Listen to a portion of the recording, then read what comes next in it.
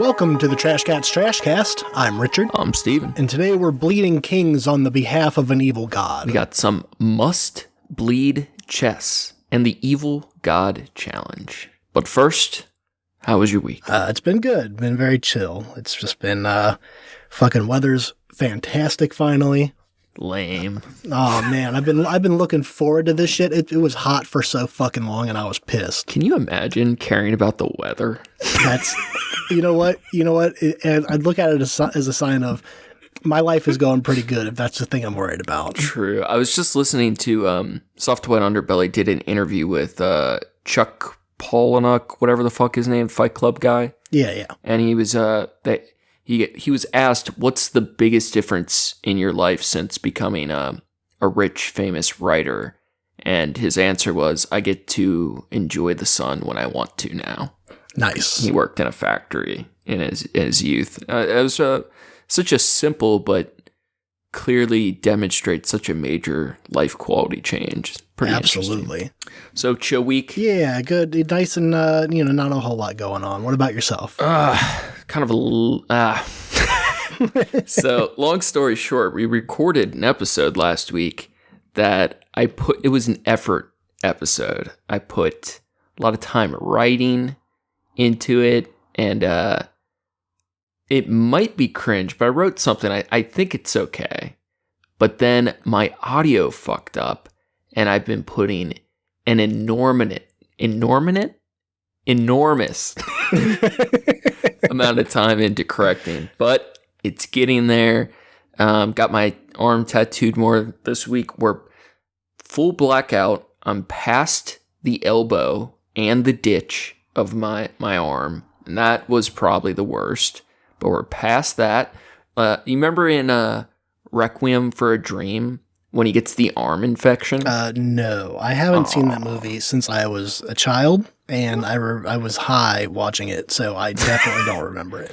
I mean, I've had that kind of an effect. Not quite that bad, but it looked just like that because all the black goo, like at the ditch of your where your elbow is on the inside. Anytime I move it, it like cracks a little bit, so it's like a black tar. Gross. Yeah, it's pretty fucking disgusting. I'm out of the slimy phase and I'm getting back into the scaly phase, which is a good sign. So yeah, that's going okay. On art though, I decided I'm on a creative cleanse. I need because I'm always putting a ton of pressure on myself. I got too much other shit, and I just need like a week and a half straight of, instead of constantly trying to get something done but not making progress, I'm just giving myself a week not to think about it, and I'm hoping I'll go into it again more revitalized. But yeah, we'll see. But okay, doing all right. I got a couple goofy things for us today. Mm-hmm. Got a chess mod. So that chess DLC. You know when you play chess, or I think our first game on here, we had one of those games where we got the stalemate, where it's like you got the king cornered and he can't move, but it ends the game. Yeah. And like you can lose that way if you're not able to move. I hate that shit. I want dramatic fatalities to my chess games. You know what I mean? So yes, absolutely. So I've been thinking about it, and I have a chess mod I'm titling Must Bleed Chess, because the king has to die. He has to bleed or the game's not over. So I'm going to go over a couple, it's pretty simple rules, and I got them written out in case anyone else wants to fuck with it. Going to cover the rules, we're going to get a game in and talk about, got a couple other goofy things like the Evil God Challenge, this idea of what if God was malevolent instead of benevolent, that idea, and possibly some hard men stuff. Oh boy. Yeah. All right, must bleed chess. The king must bleed. Basics. Whenever you attack another piece, that's your strike, you have to roll a dice. The winner of that dice roll gets to either way they kill the opponent if they win the roll, but you can either stay on your square or take the opponent's square regardless of if you're attacking or defending. So someone else could attack you, but you win the roll, they're dead, and you could either stay or take their spot, which means the board can change a little bit out of your control. Dice roll ties equal reroll until a death occurs. Mm-hmm. Checking the king. I guess you can, but you don't have to announce checks or checkmates, any of that shit on a king. You just strike. Keep it more unpredictable.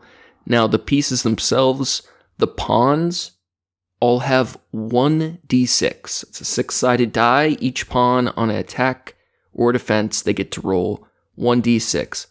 Bishops and horses get 2d6. Rooks, they're castles. They're a little bit stronger than stupid fucking horses, so they get 3d6. Queen is uber buffed. She gets 4d6. Now the king, he only gets 1d6, but he has 10 health points, which means 10 points of damage must be dealt to the king for him to bleed out and die. And this obviously ends the game, but it doesn't have to be from one attack. So if you hit him with a pawn and roll for 2 damage, that king now has 8 health, and so on and so forth till you kill the king. Last rule, if you get a pawn to your enemy's back line, like in traditional chess, you get a new piece of your choice on your front row, but then you also get a +1 d6 to any piece of your choice. So you could, pawns are a lot more valuable, and everything has a lot more chance. You got to adapt to the chaos of the bloody warfare on the fly, and you potentially can evolve and upgrade pieces a bit. So, you ready to get nuts? Yeah. Now here's a question. Okay. When we roll against a king, let's say we do, a pawn versus a king. It's both 1d6. When the pawn hits the king, does the king take the full amount of that damage, or do they take... They take the dice roll number. Okay, they take the dice roll number. It's okay. I was thinking, because it might be crazy if you attack a queen with a king. There's no way he's coming out of that. There's such a small percentage of a chance that he's coming out of that at all. So if it were like the king, if he loses, his lower roll is subtracted from the damage. Like, that's his shield. How do you feel about that? I like it, but it also might neuter pawns. Yeah, that's true. Okay, yeah, we'll play without it for a minute, but I just let's do it, man. Okay, yeah, let's fuck around and find out. So all right, let me add a roll. King's rolls are a damage shield to attack damage points. So if I attack a king with a pawn and get a 4, but the king rolls a 2, only 2 points of damage go through. That's how I'm picturing it. Okay, I dig it. That gives, because I want the kings to be a little more versatile, but I do kind of think it makes sense that the queens could one-strike kings without a warning. Yeah. Yeah, I think that can be fun too. Cool, I like it. I'm sure any rules we figure out or anything on the fly, I'm all for. This is an experiment, because I think it could make for very dramatic or like chancy, high stakes, weird, fun games. But I also see how it could be a total failure. Yeah. But yeah, let's do it. Last thing, whoever rolls highest on a d6 gets to go first. So okay, first roll. Oof. 6er. That's a 2. All right. I'm sitting on the floor. I was like, I'm going to get comfy I got this carpeted floor. I'm going to lay out, get comfy for this. And now I'm all hyped up and I'm trying to figure out how to sit. How to sit. All right. I'm going to make a move. Interesting. Kicking that pawn down the field. I'm going to now push mine forward as well. What are you going to do about this, huh? Mm-hmm. Ugh. So we're playing this. I got a little clip So the whole idea of the evil God challenge is when people talk like, oh, how could God exist because there's so much evil in the world, right? And typically that we call that the problem of evil. And typically people's reply is that it's because God gave us freedom. So that the price of humanity's freedom is that there is going to be evil in the world, but God gave us that freedom. And this idea is called the evil God challenge, where instead of God being good, what if he was bad? And for all the same reasons, people can argue there is a good God. There are equal reasons that there is an evil God. So this is a short video by the Non-Alchemist called An Evil God. I'll play this. Give us something to think about and talk while we Yeah, let's fucking go for it. Have you ever been lying awake at night and suddenly wondered, what if there's an all-powerful deity working towards our ultimate misery? Probably not. And even if you have, I doubt that you've lost a second of sleep over it, since the idea seems so outlandish. Though life can be a vale of tears, isn't there too much joy in the world for us to take this hypothesis seriously? Surely things would look much different if such a being existed. And so based on the totality of our experience, we can have a strong initial confidence that he doesn't. But suppose that someone actually did believe in such an entity. Let's call him Yahweh. Might defend their claims by saying things like, "The reason there's Dark so Yahweh much- unlocked. All right, so I'm going to attack with my queen. Ooh, first strike of the game. Okay. Yeah, let's make it, real fun off the bat. Should I just go ahead and roll for that? Yeah, I think because I didn't even think of this. When you strike at a distance, if my pawn were to somehow defend off your queen, my pawn would teleport to where your queen is. Which would be crazy. Yeah. This is wild as fuck. All right, so yeah, if you're going to attack, you declare it and then roll, and then we resolve. All right. So you And got to the cool part about this one being especially that like when it's a 4d6 against a 1d6, there's a certain part where you're not even going to need to roll. I can just do it. Because if I roll higher than a 6, which is statistically impossible not impossible, but difficult to do. You could roll a 4 total, I could. You're right. and I could get a 6. All right, It would ready? be difficult. Ooh, The boy. what'd you get? What'd you get? Actually, it's only 12. So. Oh shit! I got 5. Damn. All right. All right. So Queen's gonna take your boy over here. Dude, this is already fucked. I feel like I'm fucking, what's her name? Mary Franklin Shelley, whoever the fuck made Franklin. The woman who wrote Frankenstein. This abomination I just made on the board. Now your queen is in direct sight of my rook that gets 3d6s. Yeah, cool. Let's fucking go. Oh man, queens are way overpowered, huh? But they could die at any moment too. They're fragile. Mm-hmm. They're glass cannons. All right, let's resume this, and then I'm going to strike you with... do I strike you with my rook? It's almost the best move because the pawn doesn't have a chance.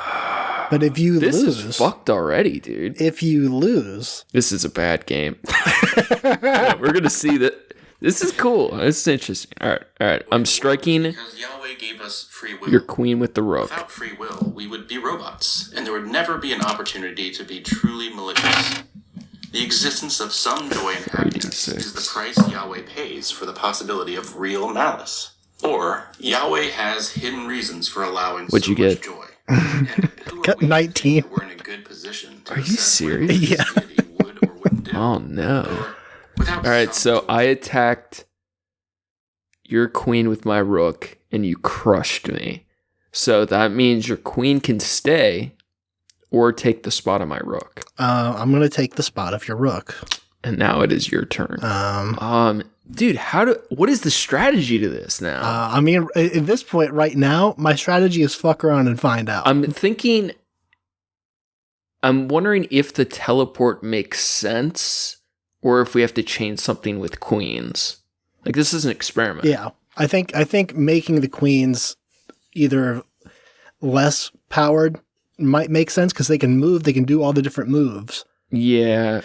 So maybe giving them like a 2d6, but I say let's play it out. Let's figure that out first. Okay, what I'm going to do in my notes, I think they should be also 3d6s, the same as rooks, and then they have the movement, but I don't know about the teleport. Like, maybe if you're in arm's distance, you can trade squares. I don't know. I mean, maybe it's pawns, bishops, and horses are 1d6. Rooks are 2d6. Rooks and queens are both 2d6. I don't know.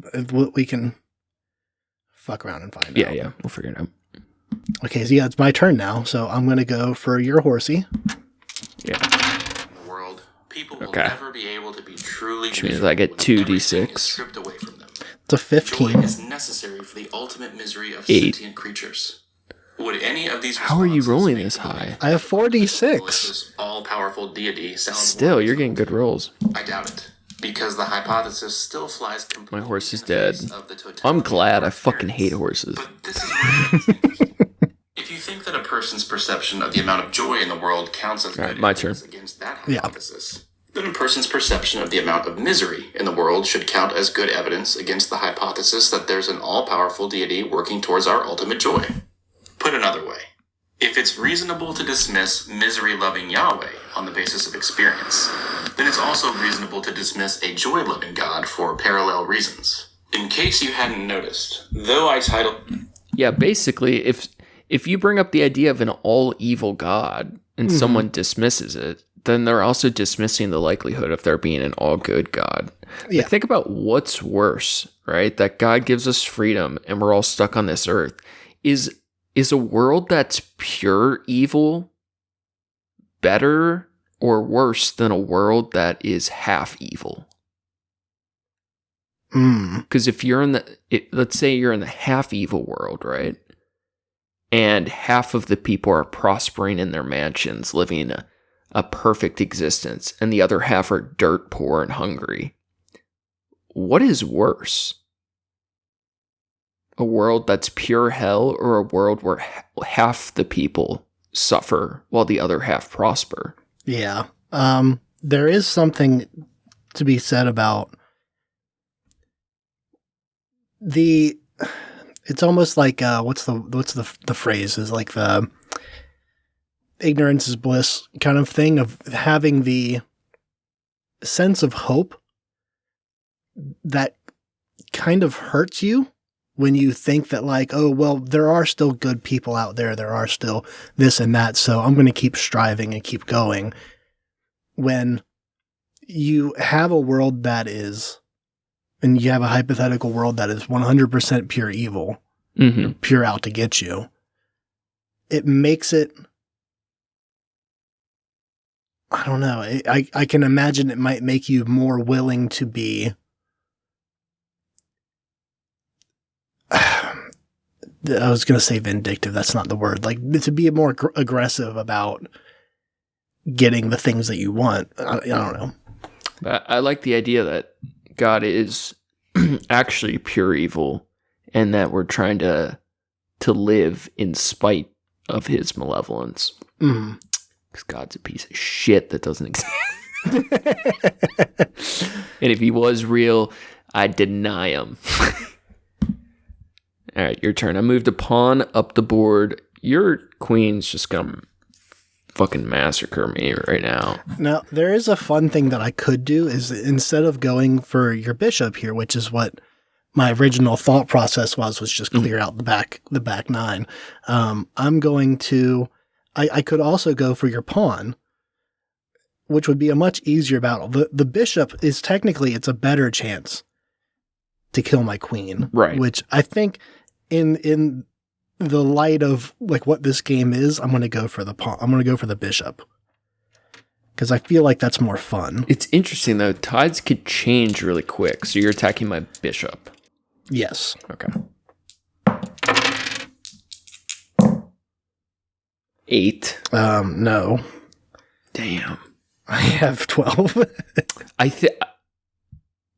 think the queen has to go to 3d6 Yeah. next time. All right. All right. Now, here's where it gets interesting. My move. Mm-hmm. I'm moving my king out of the way. Now we have 2 queens next to each other.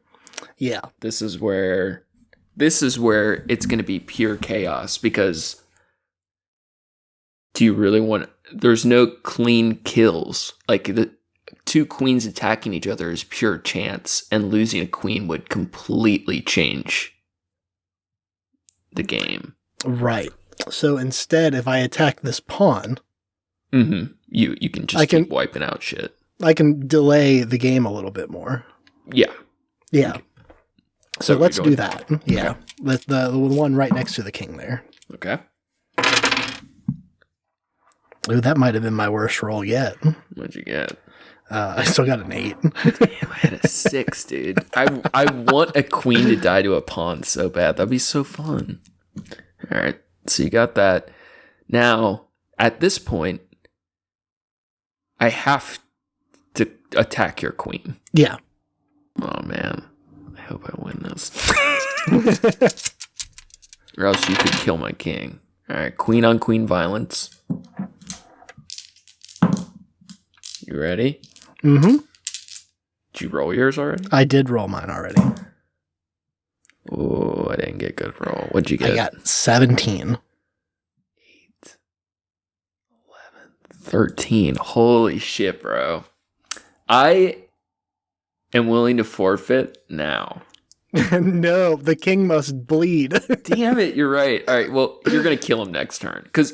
And then do you want to restart with queen 3d6? Yeah. Kill my king first. Yeah. I got to put my queen there. You're right, the king must bleed. That stupid piece of shit. All right. So now Video in Evil God. I attack never your actually used the king. word evil. Yep. This was intended, since framing this topic in terms of misery and joy. I got a 5. Sidesteps the most common nuances that are spanned against this challenge. So, dude.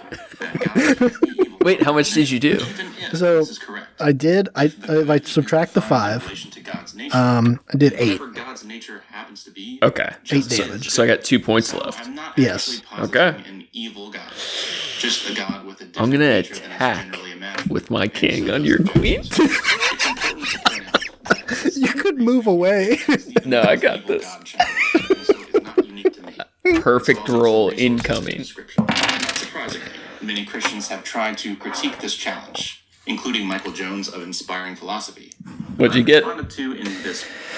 I got 14. Yep, that'll do it, sir. That'll do it.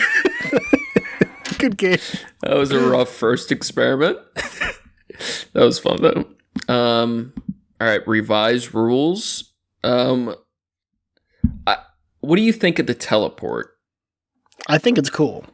Okay, you like teleport, but queens have to be 3, right? Yes. I think everything else can stay. Yeah. But if she just had 1 less dice, there would have been, I think, fair opportunity to have killed her. Yes. I think so. Or even at the very least, you wouldn't have felt so confident Exactly. pressing her that hard. Yeah. Here's the question. Mm-hmm. I'll leave it up to you. Do we fuck around and play a little Hardmen, or do we save that? I think our next episode, depending on when I finish that edit, is going to be a Hardmen episode. So we could save it, or we could. Let's save that. I'm cool with that. This next episode, we did the first 1 and 2 episodes together on our Declaration of War episode. So we're on the 3rd Hardmen podcast episode, and it's all about what makes a man hard or soft.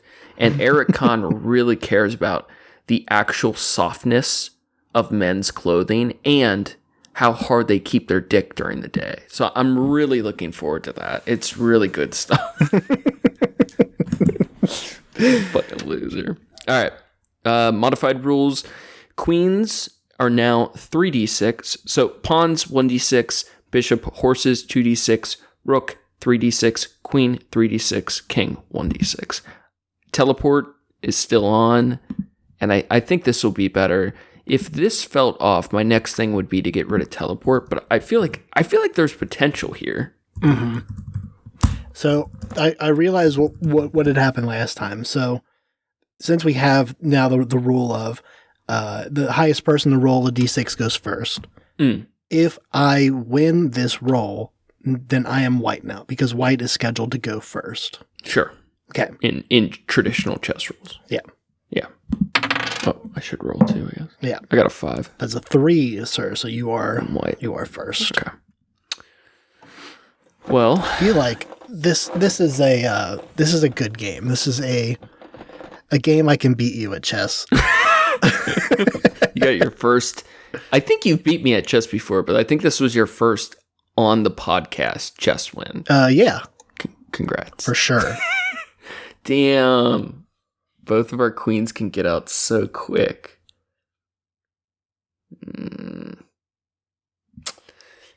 What the fuck you gonna do about it? I'm gonna play it safe, which is not my go-to. So, problem of free will. I don't know where I'm going with this. I've just been thinking about the evil god thing a lot. So basically, the thing was proposed by this guy. I think it's like Stephen Law or some shit. But he wrote an initial paper, and then a lot of people have wrote papers about it.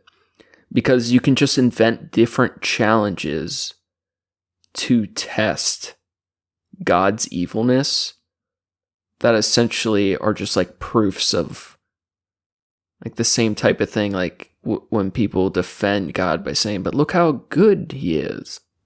And it's like, well, if we can prove he's as likely to be evil, Mm-hmm. I don't know, it's interesting. Just changing the nature of God. I've always liked the idea that this is just a shower thought that kind of spiraled. One of those like driving with no music on and like, this is interesting. Mm-hmm. If you think about a lot of what like Christianity God, like the Christian God puts a lot of restrictions on what you have to do. You have the free will, but you have the free will to choose to be a certain way is the implication. Yeah, there's consequence. Yeah, be the way that I want you to be, but not the way that you were made to be. You have to ignore your intuition of your self-given, your pride and your lust and your, greed. You have to forego those things for me. Even though I gave them to you, I made you this way. You have to choose not to use it, which seems diabolical. Yeah. It seems maniacal, like this is the method of a mad king. Mm-hmm. So what makes more sense to me, like the idea of, if Lucifer was the one that was like, took a stand against God of like, hey, this is not, like, these people should have knowledge. They should have the wisdom to be themselves and control themselves, right? Like, wasn't that the whole beef between Lucifer and God? Yeah, I always forget how it goes, though. I need to reread. So, like, if that's true, then, like, doesn't that paint the picture of the true godlike figure of he was the light bringer and then cast from it's like he's in support of us being the way we were created. So if you think about it in the way of like, what if Lucifer was the creator? What if Lucifer did make us to be who we are, and then he was dethroned by this false god that cast him into hell or whatever, if you want to go that far. But like, and the idea that now that there is this vindictive God that sits upon the throne that says that we have to worship him and act against our own, will and our nature. Yeah, he's the tyrant of the cosmos. I heard someone describe God this week. I thought that was fun. That's, I think, why we both have been drawn to aspects of LaVeyan Satanism, because all the seven, what is it? The pride, lust, greed. What are they? Are they the seven deadly? Yeah, the seven deadly sins, and those Reverse. Yeah, exactly. They're like, embrace those things. These are the most human things that you could possibly have. These are the things that make you different and stronger than the... Yeah, there's this is a weird example, but there's, in AA, like, oh, I drank too many years, I must get sober. I relinquish all my power and control to a power greater than me and my fellow alcoholics. And then after 50 years, 100 years, whatever the fuck, of that failing people, and specifically atheists, there were these sobriety groups called SMART, and they were SMART groups that are non-denominational, and the whole idea was, instead of conceding that there's a power greater than yourself, you basically acknowledge that you are the only one that has the power not to drink, not to use. So it's the same thing, that even if I'm being, and I don't like those groups either, but it's a better alternative. But even if I'm being like a total, like spineless coward, and I say, both can be good for different types of people, right? Like, maybe we need both ends of the spectrum to catch more types of people in a system that will help them.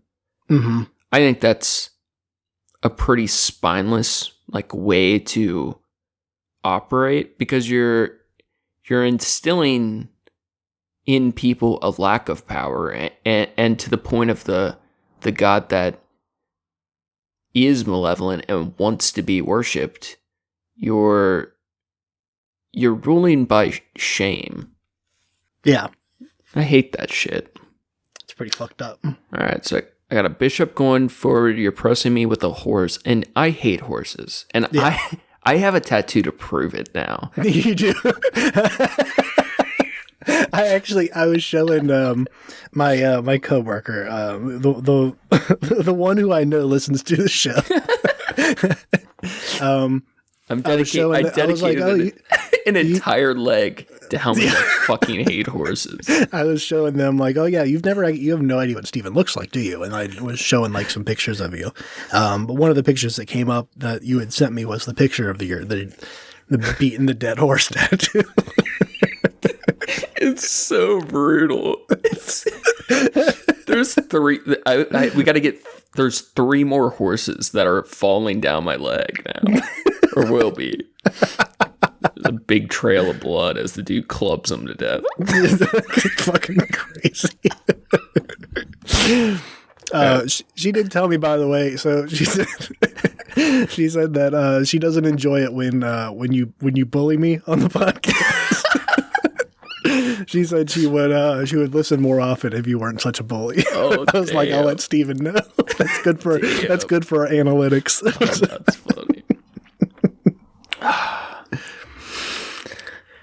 What are we doing? I got a bishop. Yeah, you can strike with it. You can pull out more warriors. I'm gonna take the pawn. See what happens. So I get 2d6, right? You get 2d6. I just get the one. Got a 9er. That's a 2. You win that one. I think what it is we talked about it a little bit after, I forget what episode it was now. Oh, the With Passion episode. Mm-hmm. I think you're just, you have such a calm disposition that if we want to find conflicts to argue, I feel like I have to push a little bit extra. You do, and I explained that. I was like, I'm not good at that. I think it does make for a better back and forth than two people that just simply agree with each other in echo chamber shit.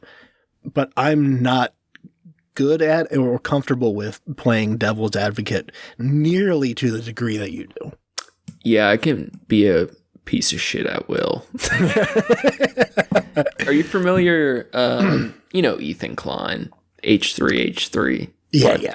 Him and fucking Lasan, big L's in the chat, do that podcast called The Leftovers. And that was kind of their thing. I'm not a fan of these things. I just am eternally online. But they agree on almost everything way too much. And it's been kind of a super boring failure of a podcast, but it's like a huge, huge audience between them, like two of the biggest internet figures, right? Mm. And now they've been covering, they got in a big fight over copyright stuff with this XQC and streaming copyright stuff that's been going on. And then the Israel-Palestine. Ethan's Jewish and Lasan is pro-Palestine. So they've been having these big conflicts. And it's been their highest viewership, but their friendship has also completely crumbled in the span of 2 weeks. Oh, that's crazy. But it's been very interesting to watch. But we talked about it off recording the other day. Like, I've been trying to think of ways to instill, not in ways that wouldn't affect our friendship, but find ways to instill more conflict, more disagreements, even if it's like with the Hard Men podcast. Like, some of that is because we want things to disagree with, because that's where the most interesting conversations come from, instead of being like, oh. I mean, that's part of it too, is like, this podcast does not make us money. We could drop doing this tomorrow before like we destroy our friendship over it. Like, that's not. Yeah, this podcast loses us money, bro. Yeah, definitely loses you a lot of time. Bro, my time is money, and this podcast be losing me time. But it's fun. That's what we do.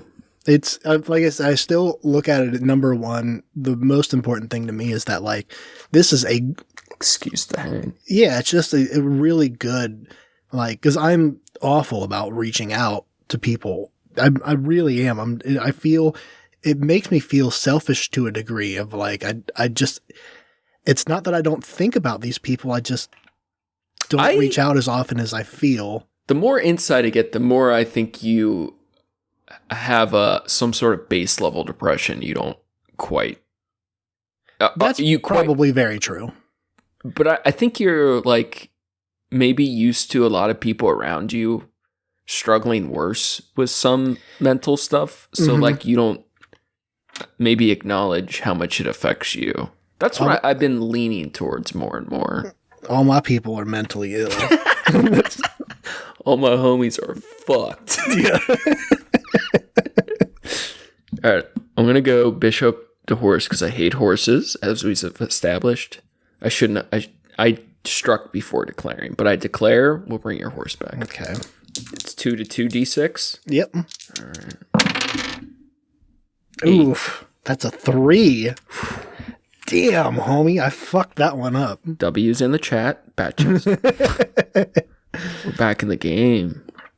All right. So let's go right here to take your pawn. That's a 1d6 against my 2 for my bishop.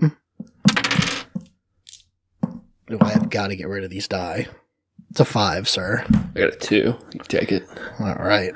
I'm like having this feeling. I don't like this. I don't know. Like, I'm doing okay right now too, but there's something like, maybe it's not that I don't like it, but I feel like I have no strategy right now because my entire life I've been used to moving these pieces one way. Yeah.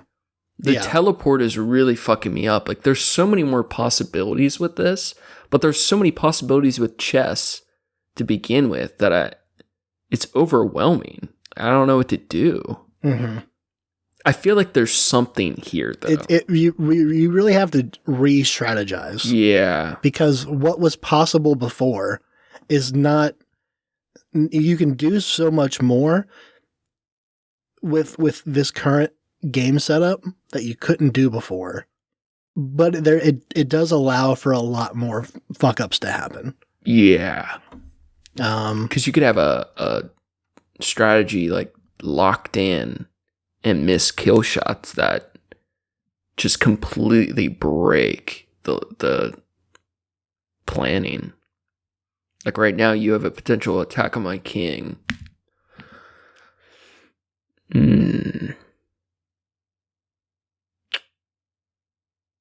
But holy shit, this is so weird. I don't know what to think yet. Well, we're gonna see.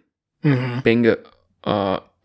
Damn. All right, we gotta find a workaround. It won't let me move because I'm in check. Okay, so here's what we'll do is just don't move yet. Oh, true. We'll roll for it and then we'll change the board. Well, I know I'm gonna win. My queen's gonna go for your pawn straight ahead. Okay. It's a big board reversal. Now, I only get 3. So if I rolled 3 1s and you got a 4, you could kill my queen with a pawn. Yeah. Oh my god, I just dropped it twice without rolling it. It's a natty 2, baby. Okay, I got a 12er. Find this dice. Or I'm never gonna hear the end of it. Alright, so now what? So now, let me go into here, and then I'll just move your queen there, and you're good to go. Oh, you're a tricky little bastard. Oh, yeah. So now, I'm going to, so now it's not my turn, so we're going to play at it. We'll fix this again in post. Yeah, my horse is going to go for your queen. Okay. It's my 2d6 versus your 3. Ooh. Ugh. 10. Oh, that's a 7. You win. So your horse dies. Now the question is, do you want to take my horse's position? That's tricky because it'll take your queen 2 moves to get to me. So I have a free strike on the. I'm gonna play it safe and I want to test the game more. So I'm gonna take your horse's spot. Okay. I want to see what the possibilities of this more are. I don't know if it's smart or not, but I more want the experiment than I want the win. Okay. And it's now your turn. No, my turn was attacking you. You're right. Okay. I do need to get rid of your... That's what I'll do. Swing back on the bishop. Okay. I keep not declaring first. That's okay. God damn, I did so good last round. I got a 5. 14. Okay.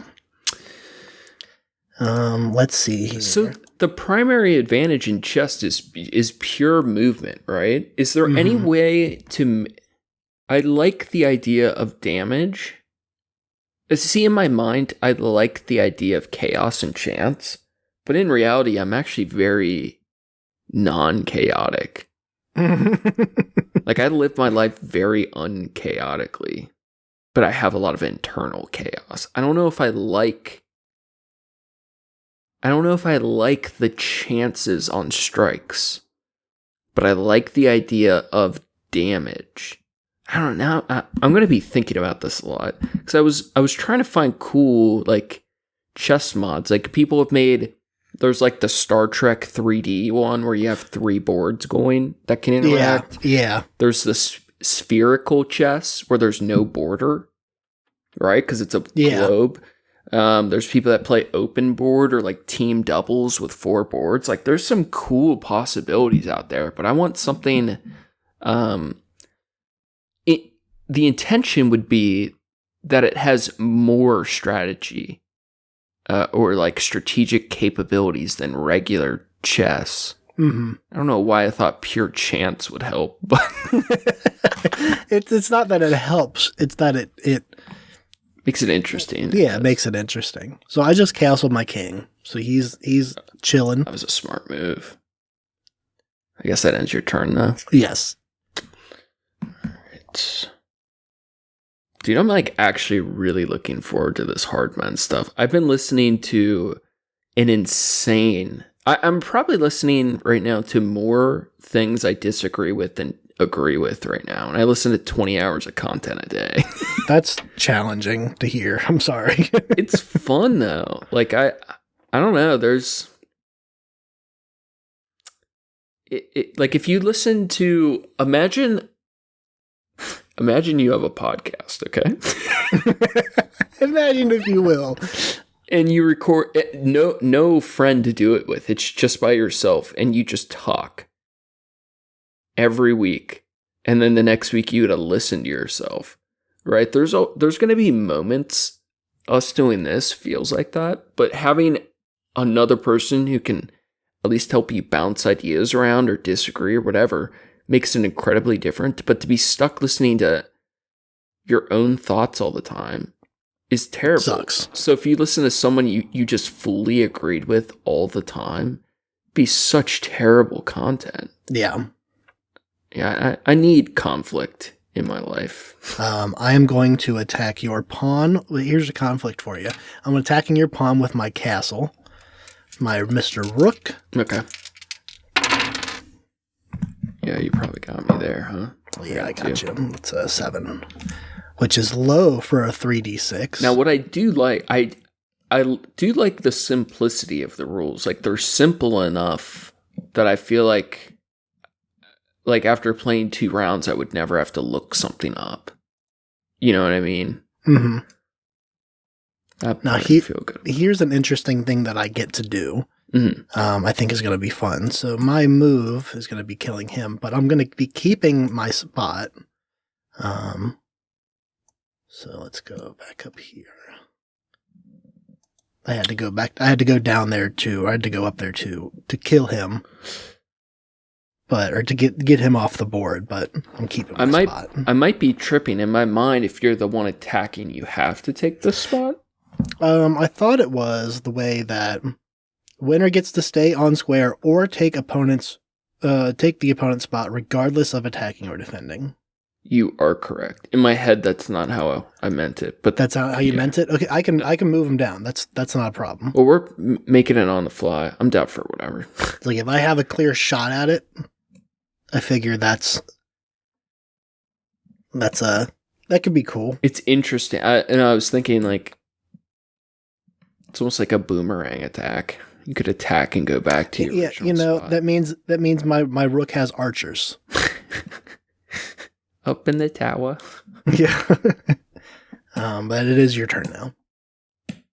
Dude, I got 2, since we're talking chaos and probability, I got 2 questions. I'm curious. Mm-hmm. I don't know how much you have an opinion on the one, but 2 odds questions, because I'm actually considering putting down money on both of these. Okay. What are the odds you think Trump goes to prison, and what are the odds you think, or who do you think's going to win Nagano versus Fury? I don't know the second one. I don't know what that is. You don't know who the best boxer in the world versus the biggest UFC fighter in the world? I'm so not in touch with what's going on in the boxing world. Well, boxing's stupid. It's a garbage sport, but Tyson Fury is incredible, and Nagano's one of the best fighters in the world. They're the 2 of the strongest punchers that have ever existed. Tyson Fury, one of the best boxing records ever. He's the Gypsy King, and Nagano is the we talked about him. He was a dude that shoveled sand in Africa and hitchhiked all the way to America over years, and became a UFC star while living in the parking lot of a gym, and has never boxed professionally, but he won UFC belt, got in a fight, like a contract fight with Dana White, and quit after winning the heavyweight belt. And now he's moving to boxing, never having boxed before, to fight the best living boxer in the world.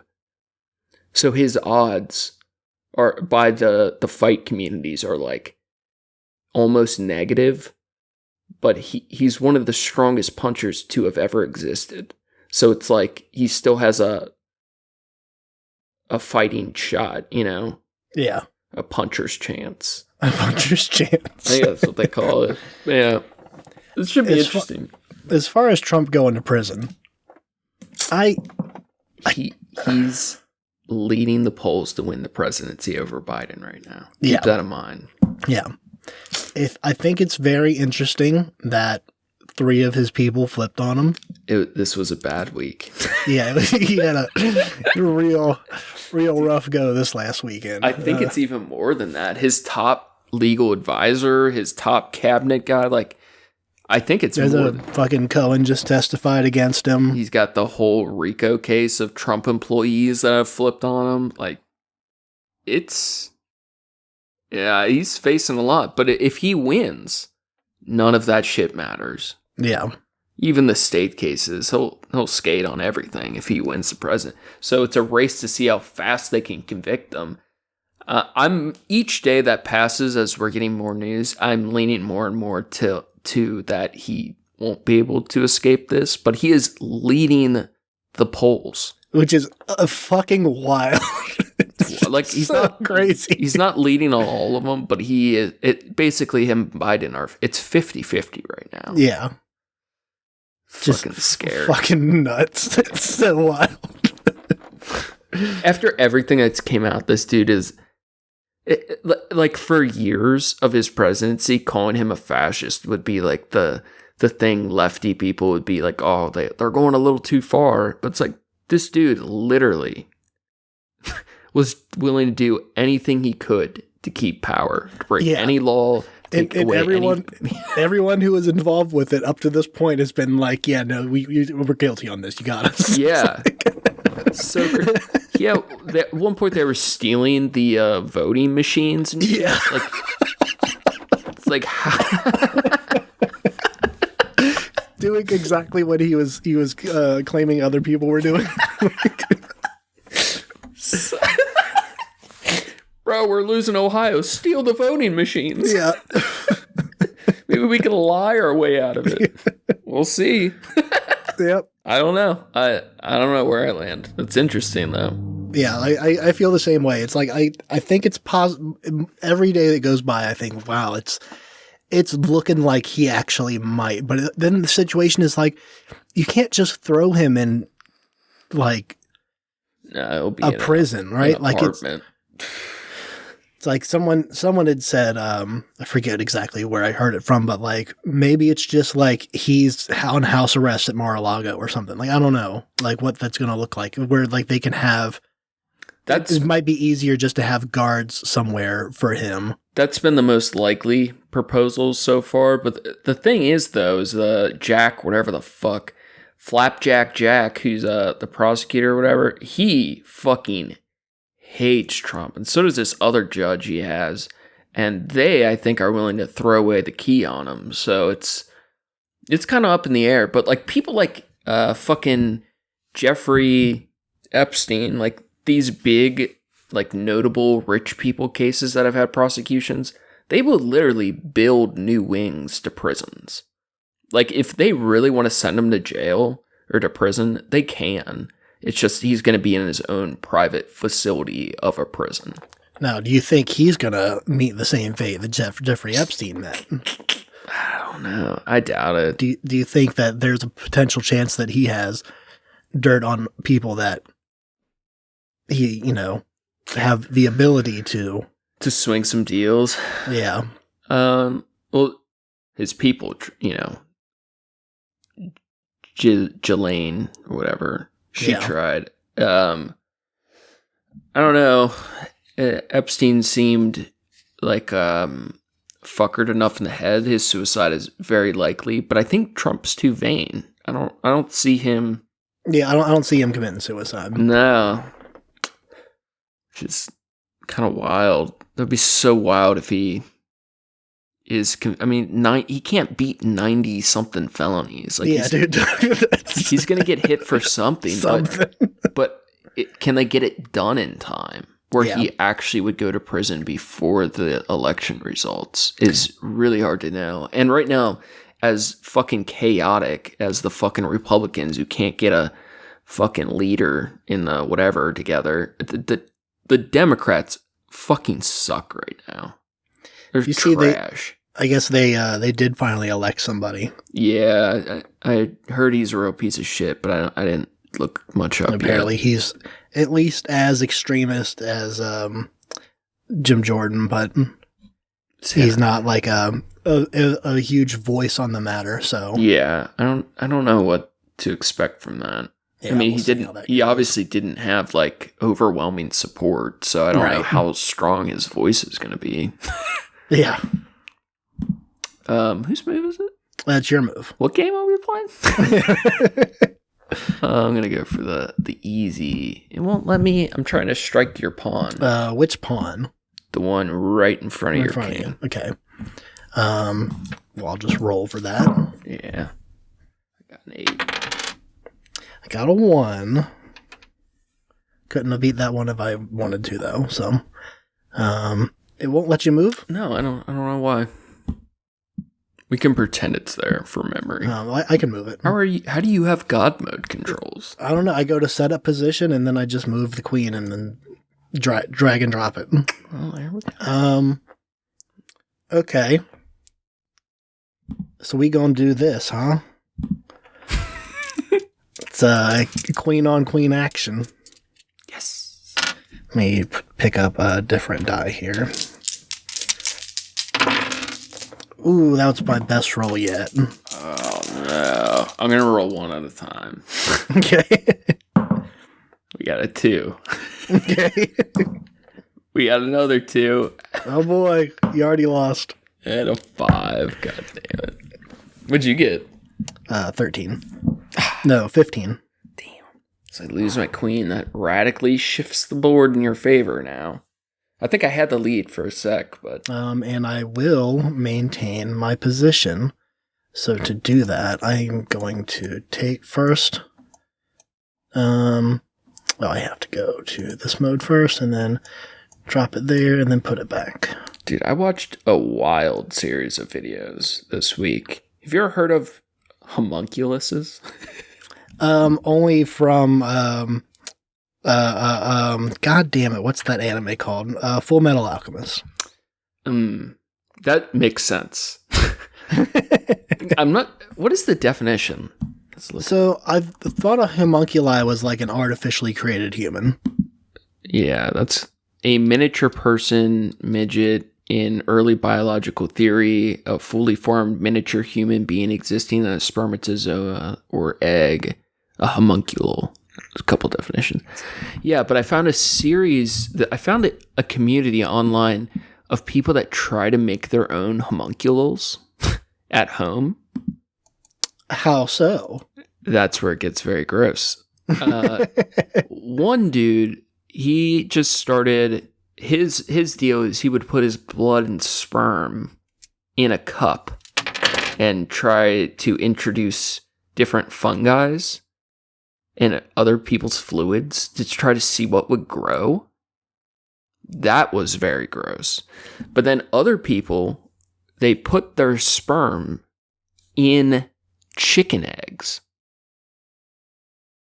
And some people, it's hard to know it's fake or not. Yeah. Like some of them would, dude, they're creepy as fuck looking. But it would be something that is not, that can't become like a living creature, but it's like it's like a mutilated chicken fetus.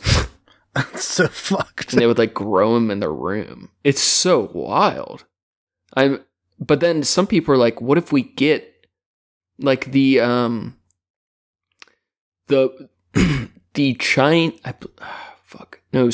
Korean doctor who started human cloning in South Korea, right? They were cloning people's pets successfully. Dogs, pets, horses, like top racing horses. Korea put a massive emphasis to achieve something big scientifically. So they started embracing cloning. And they had this doctor that was pulling it off successfully before anyone else in the world, basically. Like the US had done some things, but there was this legal limbo going on. Yeah. So Korea went full force into cloning, and they were successfully cloning multi-generations of horses, dogs, cats, and they were beginning human research and were, in fact, cloning, what is it? When the sperm and egg together, zogytes, gamma, whatever. Zygotes? Yeah, whatever. And they were doing it successfully, and it turned out this guy was like the biggest celebrity in Korea.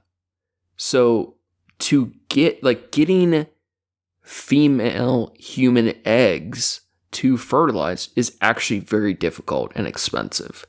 From what I understand, the donation process, especially at the time, wasn't the easiest or cheapest. So he would get his female research associates to donate their own eggs to him, which later was such a scandal, it kind of ended his research once the international community became aware. Mm-hmm. But I don't know what the fucking point of me saying any of this was, but some wild shit. Yeah, cum in eggs can make things. And there's some weird mad scientists out there that have achieved some level of mutant results. I don't know. It's interesting. You know, it's really, I think it's something that if you want to take something away from this podcast, go to your fridge, pull out an egg, and, you know, you get yourself a sterile environment, you know, get a good clean bowl and, you know, maybe wipe off the counter with a little Lysol wipe or something, you know. Let's keep it fucking professional here. You know, put on some gloves and, you know, just, you know, deposit your sperm into the eggs. No, this dude, they would literally shave the top of the eggs off and inject sperm into. I mean, they're all, when you buy them at the grocery store, they're unfertilized. Yeah, I think they're from like a pet chicken. Yeah. And what I saw very well may have been fake, but there's all kinds of people. Like, think of how many sicko freaks there are trying to like make human life in their home. Yeah. Like that was what we call them parents, Stephen. But that's what was wild. Like now with the gene editing, like the guy was doing the I forget the name of the gene. It starts with an M that pit bulls and those cows that get ripped have. Oh, yeah, yeah. It's actually like most living creatures have this gene that prevents you from putting muscle on like that or whatever. I think it's the absence of, but I may have it backwards. But this guy in his kitchen using gene splicing was injecting a gene edit just into one arm, and without working out, one arm became massively ripped.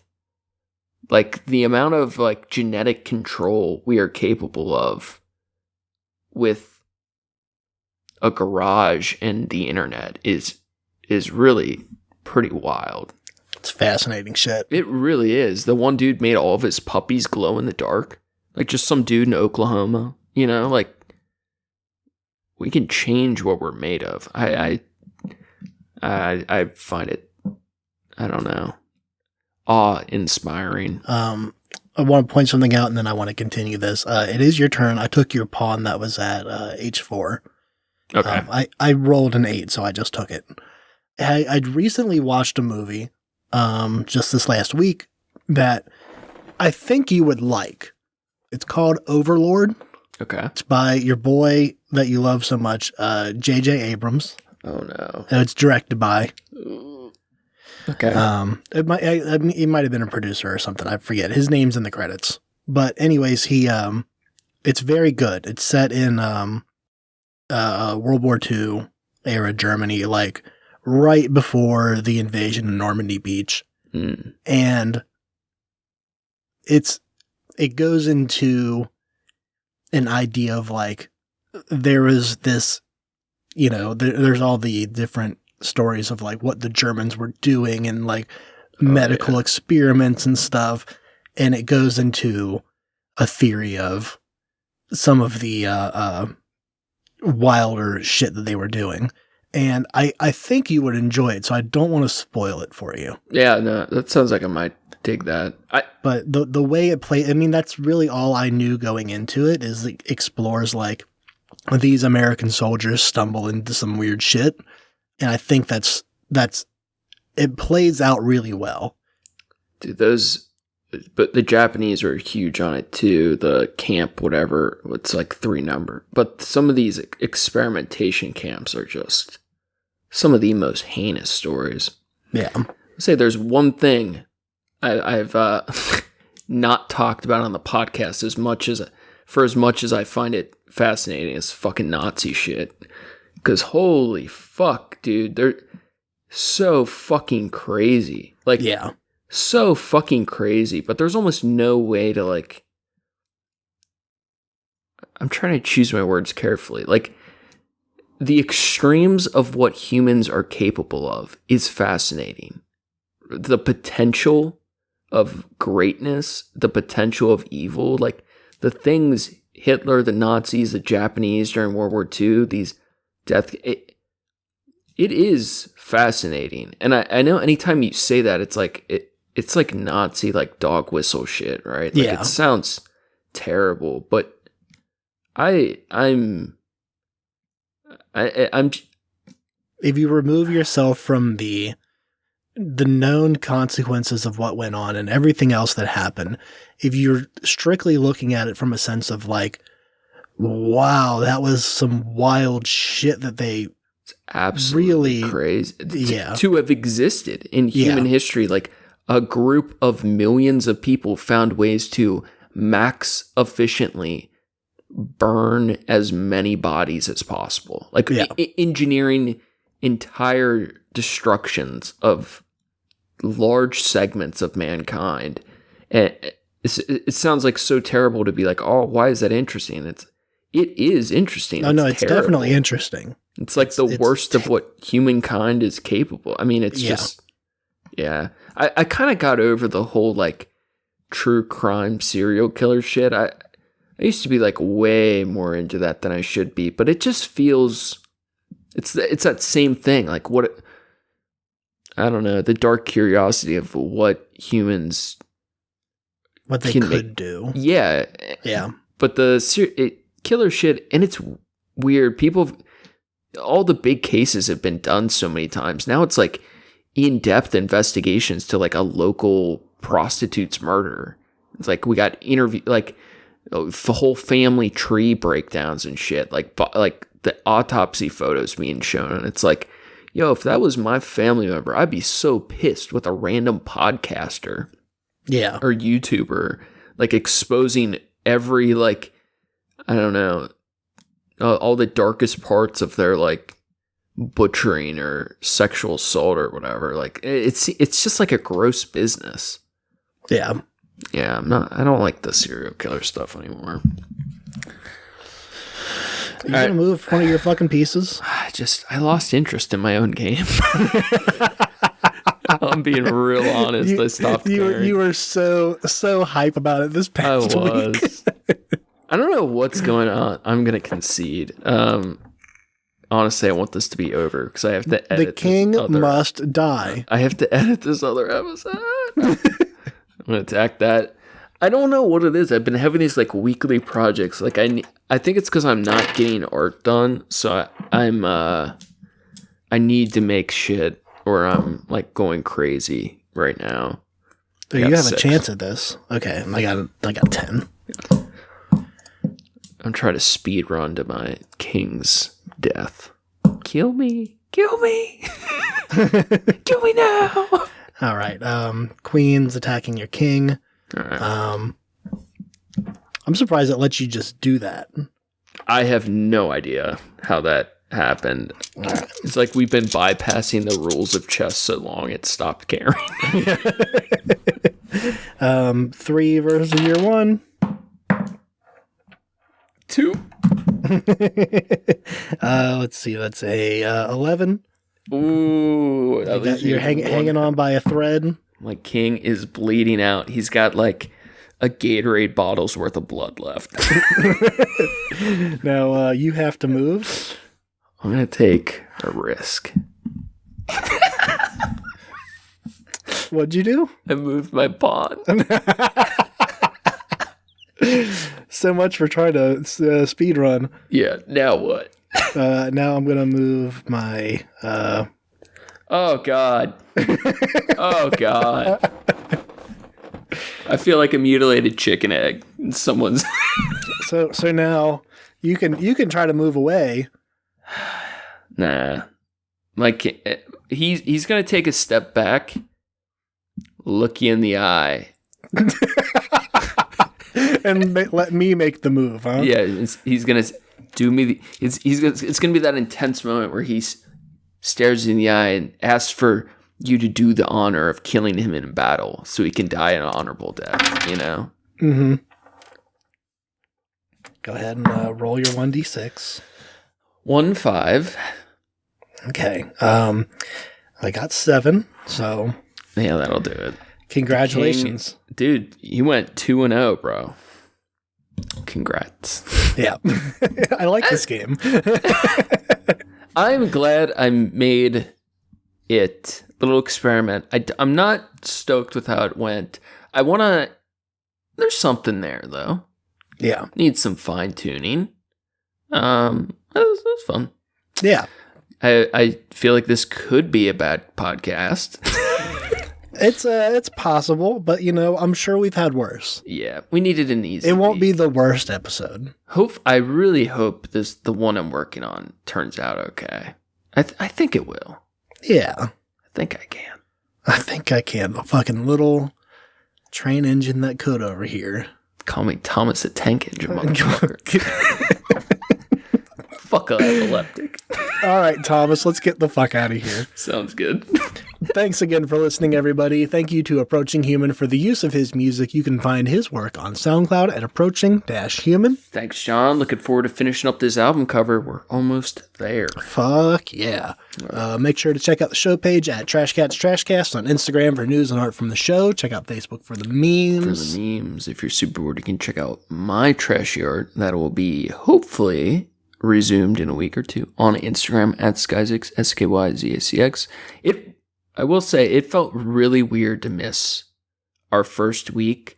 Yeah. But since we started, I think it's crazy, dude. Like 3 years. Like, what the fuck, right? Yeah. We could record just a really quick snippet of something and then upload it real quick. Well, I had the idea. I was just going to put the paper part of the episode up. That's interesting.